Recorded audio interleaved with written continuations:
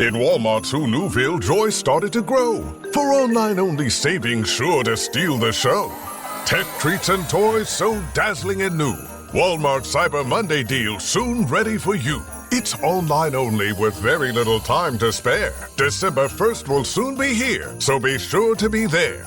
The Who's are prepared. Are you ready too? A day packed with savings. Amazing! Who knew? Subject to availability, terms and fees apply. I had that dream again. My small business needs to hire, but I don't use LinkedIn, and I hire an energy vampire. But also they're a literal vampire. And suddenly my team is spending all their time sharpening wooden stakes and buying bulk silver and rehearsing ancient chants, and then I wake up.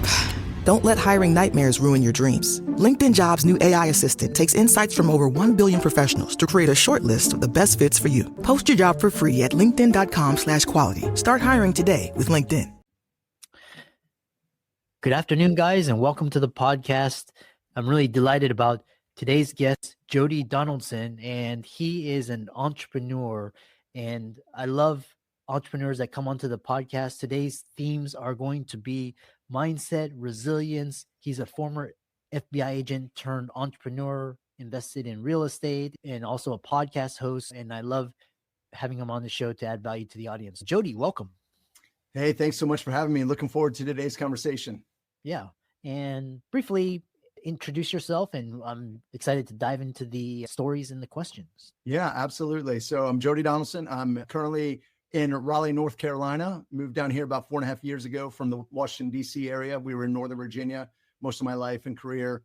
And so I've been down here about 4.5 years with the family, and everybody's here. And then I got a business here that I started. I had been doing real estate up in Northern Virginia and sold that business when we came down here. But yeah, we're just my background. I have a diverse background, which we'll probably get into some of it, but I've had the great experience of doing multiple things. I started out in law enforcement and public safety and just moved along in different areas and became an entrepreneur probably about 15, 16 years ago.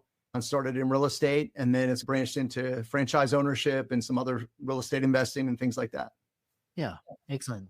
And we'll talk later about some of the lessons you learned as a FBI agent into becoming an entrepreneur. And so these days, what is the majority of your time? What do people come to you? Are you busy building a podcast, coaching? I know you've also written a book as well. So talk about what problems you're solving for others. Yeah, I'm not coaching, but I am a resource, I feel, for a lot of folks, right? I do have a day job. I work as a chief marketing and communications officer for a state government. So that is my day job. And then my 5 to 9 p.m. every day and every weekend is 3 or 4 different other jobs. So I am a podcast host. I did write a book. It's called The Progress Zone, Unlocking Your Full Potential. It's more of a guide than a story book. It just walks people through what can they do today to make themselves better tomorrow. Little steps. You can pick up a chapter on strategic thinking and decision-making and pull from there and put it into your day-to-day and make some change. Emotional intelligence, financial literacy. There's a whole bunch of topics I discuss in there. And then from that is where the podcast came about.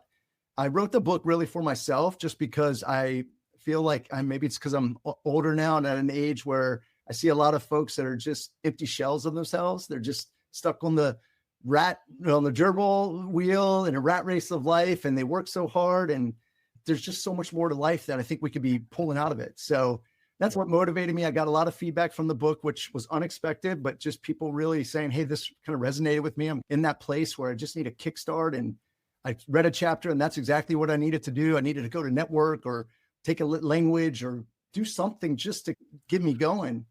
And so that's what started the podcast, and it's been great. It's new and it's been growing. But yeah, it's really just providing an outlet for folks to hear stories of entrepreneurs and business leaders, folks in health and fitness, folks that are specialists in their field that can help any of us just improve ourselves each day. Yeah.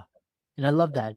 And along those lines, because why are so many people stuck in life? It sounds like majority of people you hear about here in America, they're unhappy, they're unfulfilled. Why is that? Yeah, I think it's a great question. I think when you look at it, I think they're overwhelmed. There's a difficult economy, there's difficult jobs and families and illnesses everybody goes through. But I think when they look at it and they just get so overwhelmed that they just get stuck, they get frozen. They're like, oh, got to go in, and it's literally just repetitive, right? They're just in the zone of that. But if they step out of it and really just think about what could I do differently, one thing to change that pattern, right? To change that dance that we're doing every single day. And so I feel like it's probably overwhelming for the majority of folks. And they just feel like it's not going to change. I need this job, or this is the way it's going. I'm just going to stay here. And they have that fixed mindset versus a growth mindset of, hey, I can have control over how I feel or what I do or the relationships I have or the jobs I have. And so I think that really just is where folks they're just in this circle of, this is how we do it. Yeah. It's so interesting because we're just living in a period of just so much abundance. We have all these tools and technology, and it seems like the people that embrace what you're doing are getting further and further ahead while everybody's falling behind. What are the biggest misconceptions people have about progress, and how do you help them reframe those beliefs? Yeah. I think people might think progress, it's like they're waiting for perfection, right? I can't start this fitness routine because the schedule doesn't work out, or I want to write a book, but I can't get through the first page, and or it didn't come out the way they wanted and they sit on it. It's just got to build some momentum. Just do something, right? Just change that mundane routine to jumpstart something. So for me, progress has never been about just being perfect. It's about movement, intentional steps in all areas of your life to really just make you better than you were yesterday. I say it all the time, and I feel this, is that you and I, our future selves are hoping that we're constantly learning, right? I have a thing that's called always be learning, ABL. If 5 years from now, our folks are like, man, you haven't done nothing for 5 years, we're letting ourselves down, right? So I think that's so important, that break it down one thing at a time, right? They say, how do you eat an elephant one bite at a time? Just do something. Don't say I can't do a 60-minute workout. Do a 10-minute workout. Work yourself up to that. Don't say I'm going to write a whole book. Say I'm going to write a page a day. Break it down to where it's manageable. And then those little wins, you stack them. And that creates the momentum that I think is going to break people into knowing that there's other opportunities out there.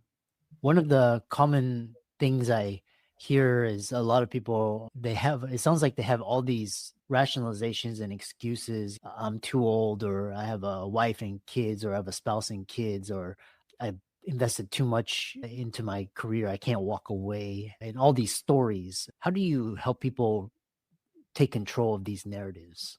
Yeah, I think that's a great question. I think really what I see consistently or hear consistently from folks is it's almost they have that little bit of a victim mentality versus an ownership mentality, right? So they have built out that I'm stuck in this job. I can't, this is where I got to be. I'm not going to be able to advance, or I had this paycheck. I can't walk away from it because I don't know how I'm going to do it otherwise. And it's when they take that victim mentality, and I'm not saying everybody is, but I feel like a majority of folks, even if they don't think they feel that way, I think it comes out in the way they talk and the way the actions they do. But when they do that, they take the power away from them for making those changes. And I think that's where, if they could just change it to say, okay, instead of, I'm never going to get promoted, what can I do now to help set me up for opportunities in the future? What can you control within yourself? We can't control a lot of the external, but we can control how we react, what we do to position ourselves better. And so I think, to me, if they could take a little bit of the victim mindset and make more ownership, that it really changes that perspective of where they are and what's an opportunity that they might not know about. Interesting. And I really love this idea. What lessons as a FBI agent did you take away into developing a successful professional career, investment career, entrepreneur, podcast host? What are the common lessons across all those careers? Yeah, my law enforcement background and being an FBI agent, it definitely taught me to be calm in tough conflict situations, right? So it creates that mindset of what I can control. How do I maintain composure in something that can be a super stressful environment? So I feel like that has served me well in everything I've done, especially being an entrepreneur and living off 100% commission for a bulk of my career, to be able to motivate team members and things like that to help keep a business going when you don't know. And there's a lot of things thrown at you. So I think some of that resiliency I learned in the law enforcement realm and being structured has really served me along. And I think it's a mixture of the right people, the right purpose, and just communication and really building relationships. I think relationships have been a huge part of that. And I think that if you don't, and I think probably post-COVID, one of the things is it created a lot of introverts. And I feel like I was a super extrovert, but then COVID, maybe I'm a little bit more introverted now and need that. But I think we need that human relationship professionally, socially, however we need it to get our cups full a little bit to where we can go out and do that. So all those careers that I've had, it might look like on paper that I've had 5 different lives, but at the core, it's really the same principles of discipline, people, and purpose. I love that. A lot of the audience listening to this podcast, they come from high income backgrounds, doctor, lawyer, dentist, and a lot of them love what they do, but a lot of them they were fulfilling a parent or spouse's desires, and now they want to become an entrepreneur. How do you handle this thing where you're making like high 6 figures and all of a sudden you go to unpredictable paychecks and like you're struggling and you're making maybe a tenth of what you were doing? How do you help people reconcile this significant change? Yeah. I think it gets down to what is their goal? What do they really want? What are they seeking? Is it to step away from the day-to-day job that they have? Is it create some passive income on the side where they can invest in things? I'll tell you, I'm a new franchise owner. Through that process, I have met a lot of doctors and a lot of dentists that are part of the brand that I am in fitness and wellness that have said, hey, I need to get this going on the side. And then my hope is to walk away from my practice one day. I'll be able to then step into this, run it at a regional level, open multiple locations. And I think that's how, when you talk to folks that can't see that, you just share with them the opportunities that could break away as a side hustle or as a side investment that could then lead into that. I think it's really hard if someone's making that much money and then says, yeah, I can't go make $30,000 a year or make no income for a year while I'm building my business. That's going to be a tough thing to sell. So I think here's how you can get this going now. And here are the little things you can do, whatever your investments are, business opportunities. I think it's a big statistic I see now, right? Like baby boomers are retiring. A lot of these mom and pop businesses around the country, they don't have an exit strategy, right? They have been a plumber and an electrician and all these things. And those companies have a great customer base, residual income every year on service plans and things like that. And it's like, they don't have an exit strategy, but there's an opportunity to buy into a business and maybe update automation and do some things to make it streamlined and keep the staff that's already doing it, right? So there's all these little things that I think, again, it's getting overwhelmed and not knowing, but you've got to take your time and just start picking at it and learn. Try to, again, learn every day, do something different, research something different that's going to help you to get to that area. Yeah.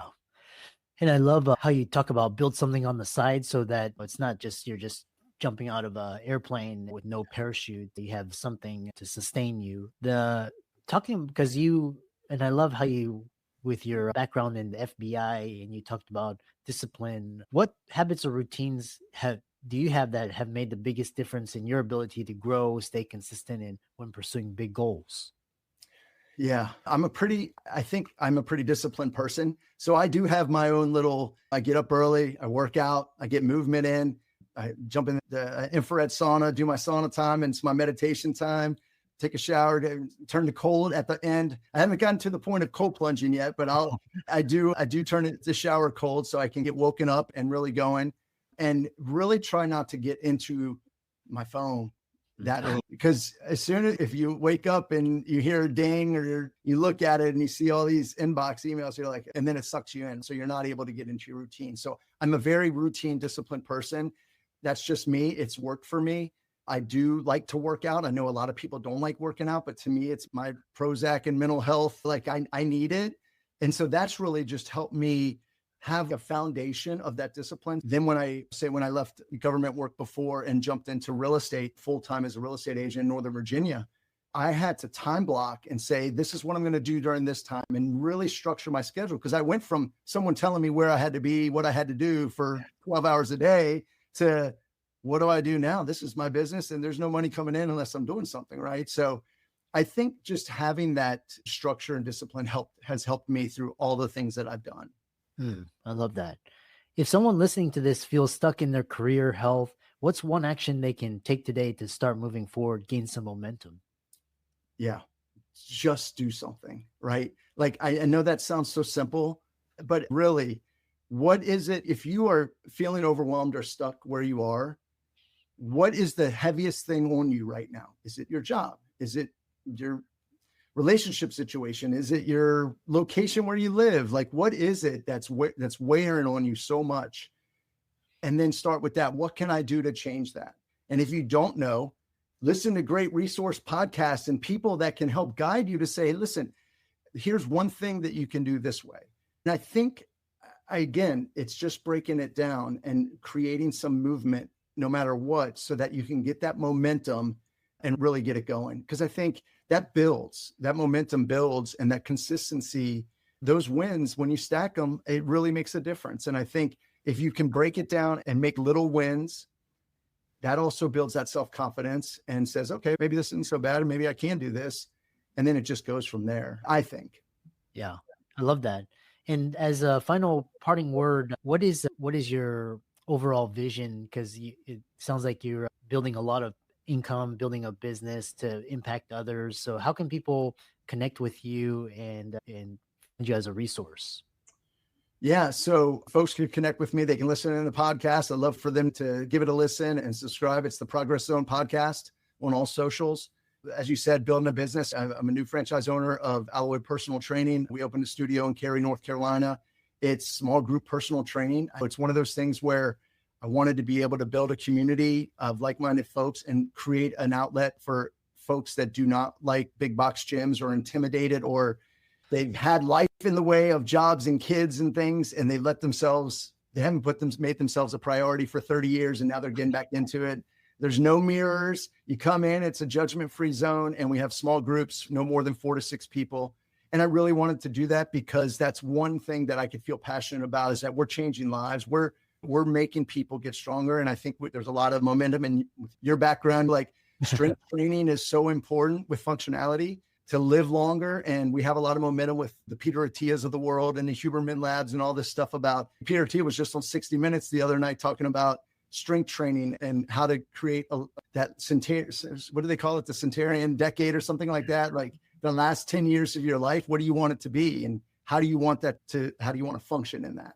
So that's kind of why I did that. But yeah, I think reach out, listen to the podcast. I'm on LinkedIn as well. I'm a big believer in networking. Like I said, I don't offer coaching. It's just one of those things where if I could be a resource for anybody, I love to talk, and I love to connect with like-minded individuals that really just want to make the best of their lives. Excellent. I really enjoyed that, and really enjoy your energy and your enthusiasm, passion, and keep up the great work. Thank you. Thank you. Would you consider coming on our podcast sometime? Oh yeah, absolutely. I would Awesome. love to. Yeah, I'd love to. And I love inspirational and motivational and helping support the community. So Yeah, I agree.